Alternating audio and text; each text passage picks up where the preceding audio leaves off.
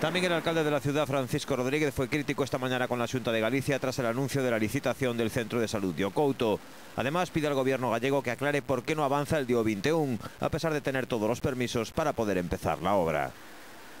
Desde o ano 2010 leva permanentemente comprometéndose coa construción destes centros de saúde e da ampliación do complexo hospitalario.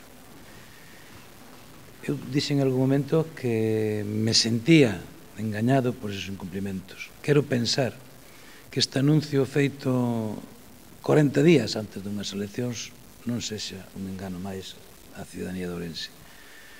Creo que este equipamento é imprescindible para mellorar a xestión, digamos que dun servicio tan importante como é o sanitario aos ciudadanos de Ourense, e quero pensar que é verdade.